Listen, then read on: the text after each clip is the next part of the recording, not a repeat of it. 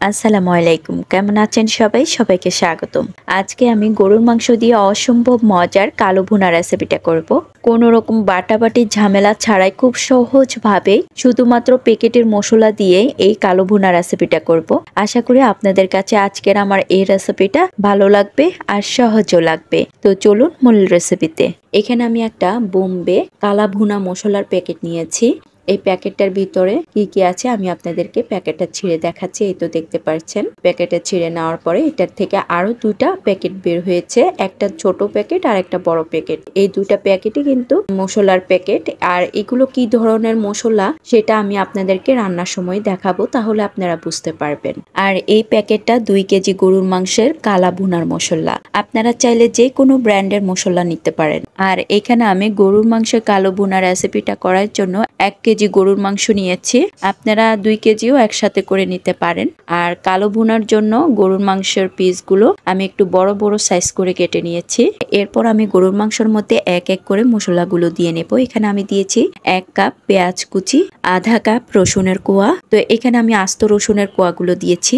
আর এটা আমি আমার পছন্দ অনুযায়ী দিয়েছি, এটা অপশনাল, আপনারা না চাইলেও দিতে পারেন। গরুর মাংসের সাথে যদি এরকম আস্ত রসুনের কোয়া দেওয়া হয় তাহলে ভাতের সাথে মেখে মেখে খেতে খুবই ভালো লাগে।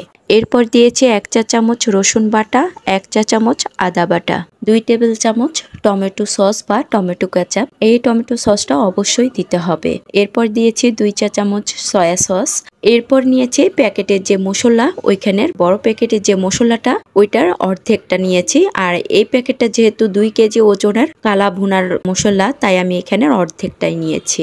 এরপর দিয়েছি স্বাদ মতো লবণ আর আধা কাপ সরিষার তেল। সরিষার তেলটা দেওয়ার পরে এবার আমি ভালো করে হাত দিয়ে এই মশলার সাথে মাংসটা মেখে নেব। আর এই মশলার সাথে মাংসটা একটু সময় দিয়ে মেখে নিতে হবে। এখানে যেহেতু আমি গরুর মাংসের কালো ভুনাটা করছি, তাই একটু সময় দিয়ে এই মাংসটা মশলার সাথে ভালো করে মেখে নিলে মাংসর ভিতরে মশলাটা সুন্দরভাবে ঢুকবে। তো এই তো দেখতে পাচ্ছেন বেশ কিছুক্ষণ ভালো করে মেখে নেওয়ার পরে এরপর আমি এখানে পর্যাপ্ত পরিমাণের ঝোল দিয়ে দিচ্ছি। এই তো দেখতে পাচ্ছেন হাতটাকে একটু ধুয়ে তারপর পানিটা দিয়েছি। আবারও ভালো করে মশলার সাথে পানিটা মিক্স করে নিচ্ছি। এই পানিটার উপরে আমি সম্পূর্ণ রান্নাটা কমপ্লিট করে নিব। এই তো দেখতে পাচ্ছেন আমি মাংসগুলো একটু ভেসে ভেসে পানি দিয়েছি। এরপর একটা ঢাকনা দিয়ে ঢেকে চুলার আগুনটা জ্বালিয়ে দিয়ে আমি 2 মিনিটের মতো হাই হিটে জাল দিয়ে নেব। যখন ভালো করে বলকটা উঠে আসবে তখন আমি ঢাকনাটা সরিয়ে একটা স্প্যাচুলার দিয়ে ভালো করে নেড়ে ছেড়ে আবারও ঢাকনা দিয়ে ঢেকে 10 থেকে 15 মিনিটের মতো মাংসটা রান্না করে নেব। আর এই পর্যায়ে চুলার আগুনটা একদম মিডিয়াম টু লো আগুনে রাখতে হবে। আর গরুর মাংসের এই কালা ভুনাটাই একটু ধৈর্য সহকারে রান্না করতে হবে। বারবার পানি দিয়ে আবার বারবার কষিয়ে তারপর রান্না করা যাবে না, একবারে রান্না করে নিতে হবে। আর এর ফাঁকে ফাঁকে মাংসের ঢাকনাটা তুলে আমি বারবার করে নেড়ে চেড়ে নিচ্ছি যেন তলায় না লেগে যায়। তো এই তো দেখতে পাচ্ছেন 10 থেকে 15 মিনিটের মতো জাল দিয়ে মাংসটা রান্না করার পর প্রায় সেদ্ধ হয়ে গিয়েছে। রান্নার শেষ পর্যায়ে এখানে আমি দিয়ে দিয়েছি পেঁয়াজ। এখানে আমি আধা কাপ একটু বড় সাইজ করে কেটে পেঁয়াজ দিয়ে দিয়েছি। তো রান্নার শেষ পর্যায়ে এই পেঁয়াজটা দেওয়ার কারণ হচ্ছে খাওয়ার সময় যেন এই পেঁয়াজটা একটু মুখে লাগে আর খেতেও ভালো লাগে। এরপর আমি এখানে দিয়েছি মশলার প্যাকেটের যে ছোট প্যাকেটটা, ওই প্যাকেটের মশলা। এখানে 2 চা চামচের মতো মশলা থাকে। তো এখানে আমি 1 চা চামচের মতো মশলাটা দিয়ে দিয়েছি। এবার আবারও ভালো করে নেড়ে চেড়ে সাথে সাথে ঢাকনাটা দিয়ে ঢেকে দেব।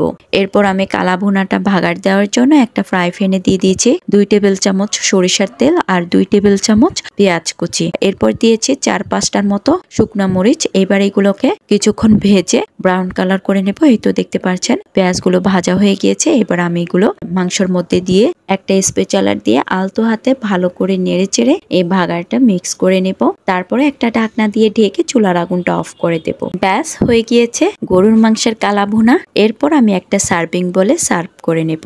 আর এখানে আমি একটা মাংস আপনাদেরকে হাত দিয়ে ছিঁড়ে দেখাচ্ছি। এই তো দেখতে পাচ্ছেন মাংসটাও খুব সুন্দরভাবে সিদ্ধ হয়ে গিয়েছে। তো আজকের আমার এই গরুর মাংসের কালো ভুনা রেসিপিটা আপনাদের কাছে কেমন লেগেছে কমেন্টস করে জানাবেন। আজ এ পর্যন্ত, সবাই ভালো থাকবেন, সুস্থ থাকবেন। আল্লাহ হাফেজ।